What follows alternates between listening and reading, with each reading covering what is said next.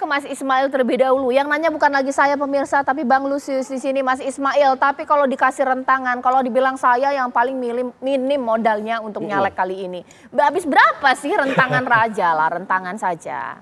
Saya buka rahasia dapur dong di sini Mbak. Ya nggak apa-apa lah buat bekal teman-teman semuanya. Tadi saya cerita 18 bulan itu kami mengunjungi kurang lebih 1131 desa.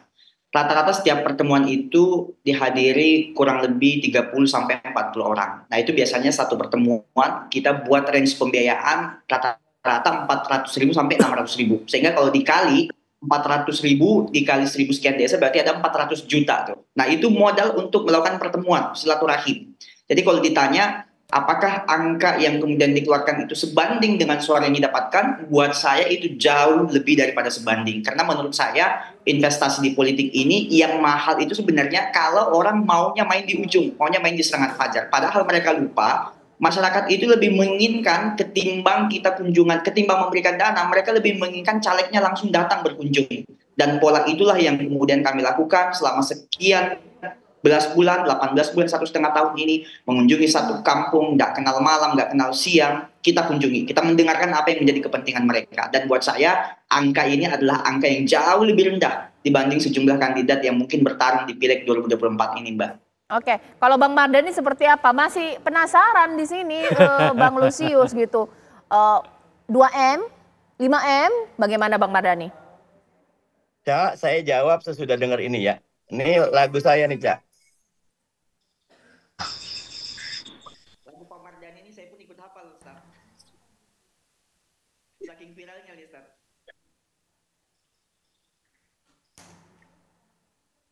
Waduh. Oke. Untung kampanye udah selesai nih. Iya. Nah, jadi Cak, saya bersyukur dibanding Ismail yang 1131 desa. Saya ada 10 kecamatan dengan 65 kelurahan. Makanya jauh lebih murah. Dan saya tidak banyak membuat pertemuan yang besar sendirian. Biasanya kalau besar bareng dengan teman-teman DPRD. Karena saya bantuin mereka juga.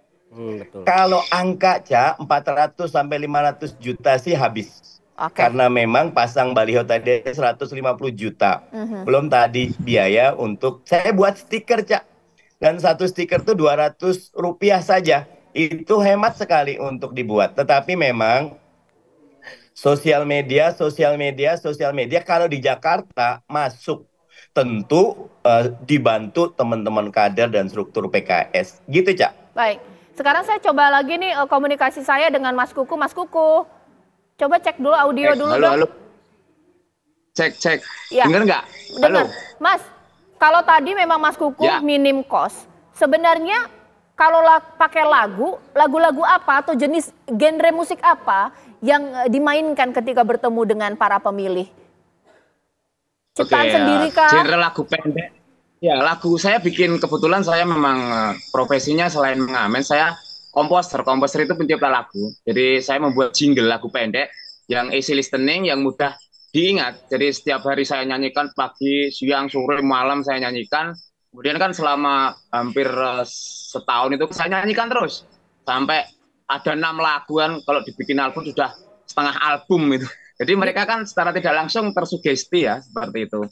Jadi isinya tentang apa? Saya ya tentang kalau dari awal itu sebelum masa pencoblosan, sebelum masa kampanye itu mengenalkan diri kan, sosialisasi. Kemudian setelah masa kampanye, saya ada kata-kata tentang coblos saya, nomor saya, terus kertas suaranya, tanggalnya, jadi seperti itu, mengenalkan diri. Kemudian untuk mencoblos.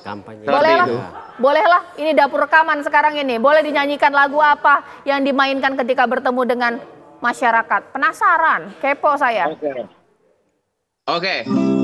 Lulun sugeng tepang kula Kukuh Haryanto, caleg DPRD Kabupaten Wonogiri dapil 1, boten saged nyangoni, boten purun janjeni ni.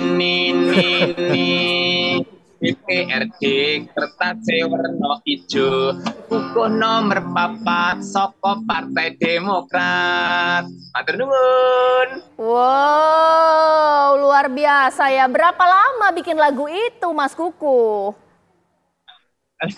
2 menit paling itu, spontan saja kalau bikin ya. Oke, itu berarti kalau ketemu masyarakat nyanyi lagu itu, kabarnya juga live TikTok juga ini? Iya, saya juga live TikTok juga. Jadi saya live sambil kampanye juga. Seperti karena memang kan kalau anak muda kan fokus saya anak muda. Kalau kita jejali politik yang terlalu berat gitu, mereka kurang minat ya. Jadi lebih ke easy listening, seneng lagu ya, sekali senang ya udah seneng. Ketika saya ajak terlalu dalam, mereka nggak bisa, nggak mau seperti itu. Jadi lebih mas nyanyi aja mas. Jadi seperti itu. Tapi ada yang berbeda mungkin dengan sinis nggak sih Mas Kuku? Pas Mas Kuku nyanyi datang yang sinis, menolak atau ngapain sih nyanyi-nyanyi, nanti jadi anggota dewan juga malah lupa sama kita. Ada nggak kayak gitu? Ya pasti namanya manusia banyak, pasti pro kontra itu udah biasa. Itu malah yang justru bikin kita semakin apa ya, semakin naik mungkin ya. Jadi udah biasa, positif negatif akan menghasilkan sebuah energi. Saya yakin nih seperti itu. Kalau semua bagus juga nggak akan ada sebuah energi, jadi seperti itu ya. Sudah biasa, sudah kebal. Jadi memang yang membuat naik itu kan malah apa sih itu yang komen hater Indonesia itu pedes-pedes soalnya. Apa momen yang paling nggak dilupain ketika ngamen sama di depan masyarakat atau juga live TikTok? Momen paling lucu nggak dilupain tuh apa? Kalau momen paling lucu, gini loh, saya tuh kira kelas DPR pusat, taunya kan kalau nggak tahu kan kalau pemilih pemula itu DPR itu harus di Senayan, padahal saya itu cuma tingkat DPRD kabupaten kota. Jadi orang Jakarta, orang Bekasi, orang Aceh itu mau nyoblos.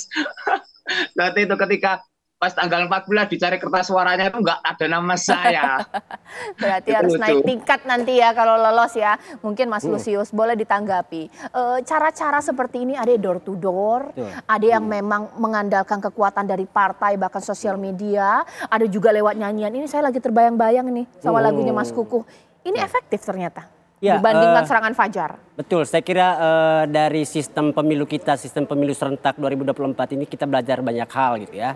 Ada orang yang kemudian terpilih hanya dengan menampilkan keunikan gitu ya saat kampanye gitu ya. Bahkan ada yang tidak berkampanye cukup kemudian menaruh foto yang unik gitu di kertas suara, itu juga terpilih dengan suara terbanyak seperti Komeng gitu ya. Jadi saya kira sistem pemilu serentak ini memang sejak lama sudah dikatakan banyak orang bahwa pileg itu menjadi hal sekunder gitu ya. Orang lebih banyak kemudian bicara soal pilpres gitu ya.